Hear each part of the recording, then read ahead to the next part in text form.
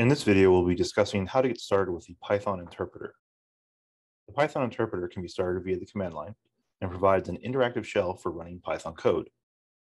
Now, I'm going to assume that you've already installed Python and that you can start the interpreter using the command Python or Python 3. A quick reminder though, in this series, we're only going to be discussing Python 3 and not Python 2. While I do suggest that you have the latest version of Python, every example in these notes should work with version 3.7 or later. For this video, I'm using a Mac, and I've opened a terminal here. Windows users may use either the command prompt or the py.exe launcher that was installed with your copy of Python. In the terminal, to start the interpreter, I use the command Python. We see here that when the interactive shell begins, it outputs the version of Python that I'm using. So we see that I have version 3.10 installed. And then it displays the primary prompt. That's these three right angle brackets here. And this is where we'll actually enter our code that we wish to run in the interpreter. So for example, I can write x equals true and hit enter. And with this one line of code, we've created a variable x and we've bound it to the value true. Now, we're not going to worry too much about the details of each line of code we enter here. The purpose of this video is just to give you a feel for how the interpreter works and how you'll actually interact with it later on. So for now, we're going to use some code to demonstrate, but try not to get too caught up in the details of what's happening here. Now, at this point, I want you to notice that after I hit enter, the primary prompt was immediately displayed again. If there had been a syntax error or something that the interpreter doesn't understand, instead of displaying the primary prompt, it displays where the error occurred, that is the line on which the error occurred, and attempts to point out exactly where the error is on that line. So in this case, you see the caret or arrow here pointing to the percent sign, indicating that the interpreter was expecting something other than the character we've given it. And then, of course, after this, it returns us back to the primary prompt so that we can enter a new line of code. If the new code that we're entering spans multiple lines, that is, it's some construct that's not contained only within a single line like our x equals true was, then the interpreter will actually display a secondary prompt to let you know that the interpreter recognizes the code entered is incomplete. So to see this, we're going to write an if statement. So I write if x double equals true, and this is comparing the value that is currently bound to the variable x with the value true. And I hit enter here. And now we see the secondary prompt represented by 3 dots. And again, this tells us that the interpreter is expecting us to complete this statement.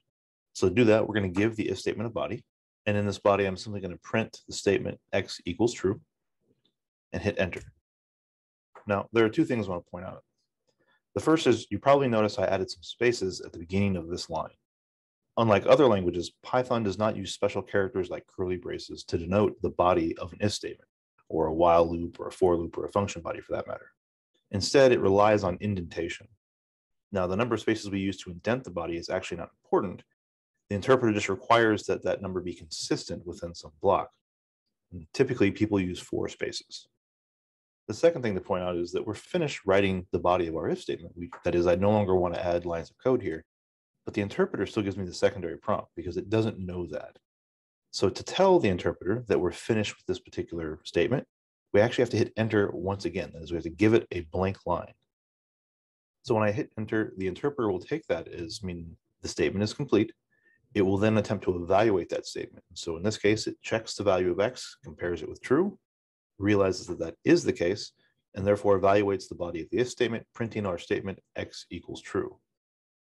Now, I should also point out here that when you have output like this where you're printing, it's going to appear right here in the console immediately following the line of code that produced it.